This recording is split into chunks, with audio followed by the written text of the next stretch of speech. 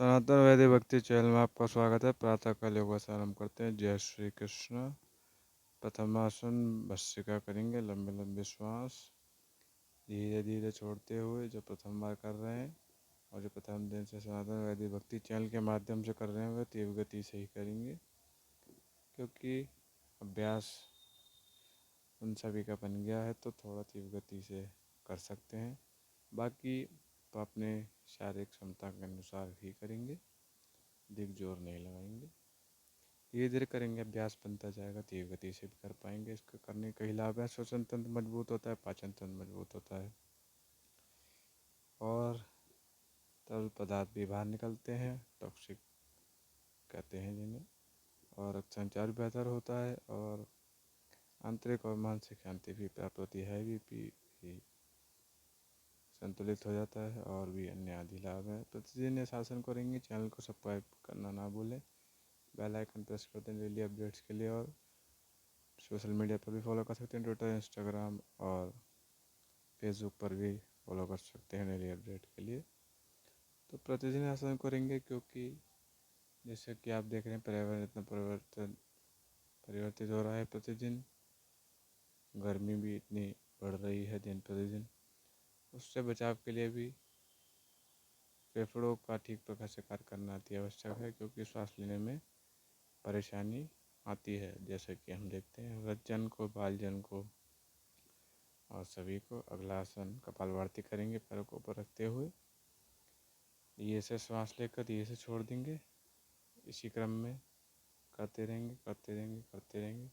इससे भी आपके फेफड़े मजबूत होंगे, पाचन तंत्र मजबूत होगा और लो बीपी, हाई बीपी में भी सहायता मिलेगी और मधुमेह जैसे रोग भी धीरे धीरे कम होते जाएंगे। तो इसलिए मध्यम मध्यम गति से करते रहेंगे तो आपको बहुत लाभ होगा और रक्त संचार भी बेहतर होगा और आपको जो अतिरिक्त वसा है वह भी कम करने में शासन से सहायता मिलेगी। तो योगासन केवल आसन नहीं, हमें दिमाग से भी जोड़ता है और मानसिक और शारीरिक रूप से भी शांति प्रदान करता है। तो इसलिए योगासन के लिए अन्य परिवारजन को भी प्रेरित करें। अगला आसन अनुलोम विलोम करेंगे हम। दाहिने श्वास नलिका से लेकर बाएं से छोड़ देंगे, दाहिने श्वास नलिका से लेकर दाहिने से छोड़ देंगे, बाएं से लेकर दाएं से छोड़ देंगे, दाएं से लेकर बाएं से छोड़ देंगे। इसी क्रम में बार बार करते जाएंगे।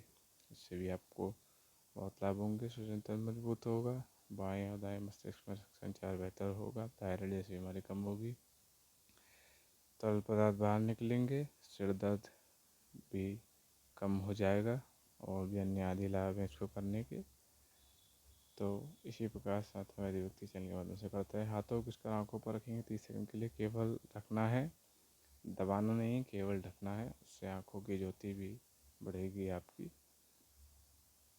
30 सेकंड तक रखेंगे, फिर हटा लेंगे धीरे से। फिर गर्दन को दाहिने और बाएं और घुमाएंगे धीरे धीरे धीरे धीरे।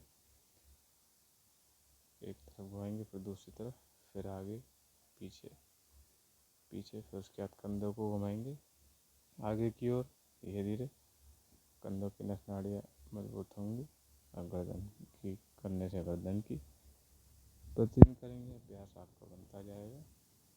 इसके बाद योगदान करेंगे, प्रभु का ध्यान करेंगे, शारीरिक चिंताएं त्यागते हुए, एकाग्रचित होकर पीठ को सीधे रखते हुए लंबी सांस लेकर मूलाधार चक्र की ओर ध्यान केंद्रित करते हुए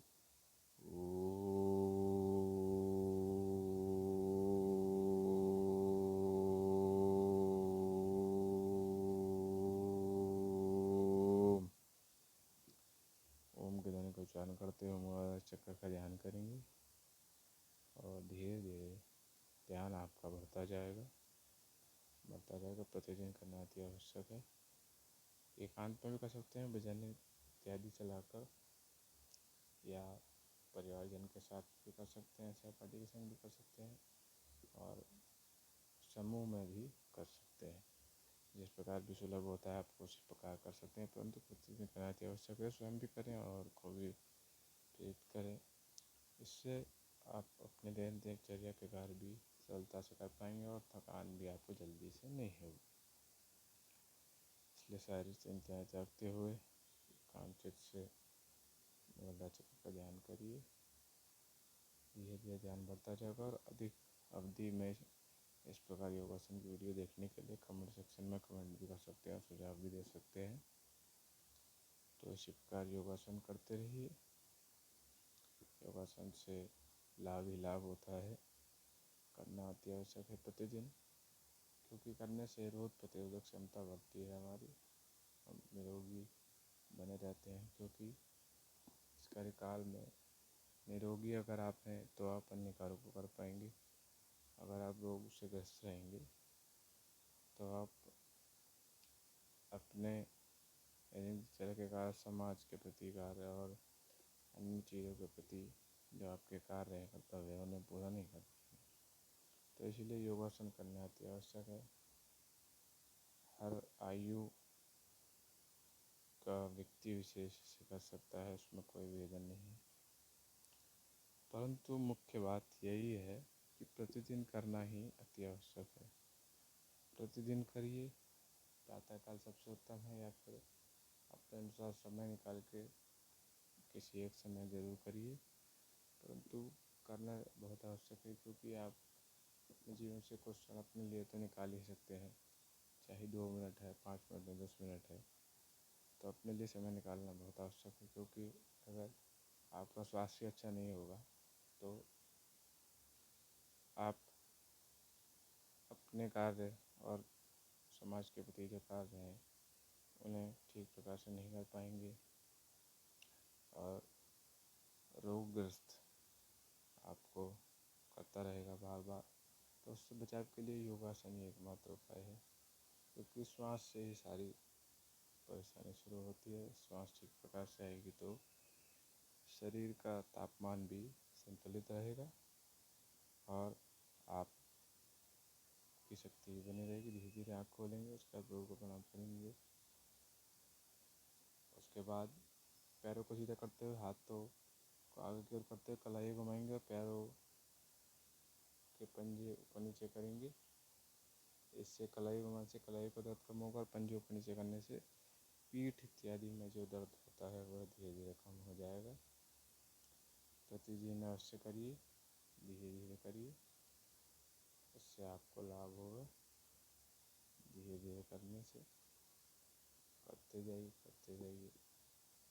जितनी देर कर पा रहे हैं उतनी देर करिए, जितनी देर आप सरलता से कर पाए। उसके बाद हाथों से पंजों को छूइए। शरीर में लचीलापन भी अति आवश्यक है, लचीलापन होना अति आवश्यक है सभी कार्यों को करने के लिए।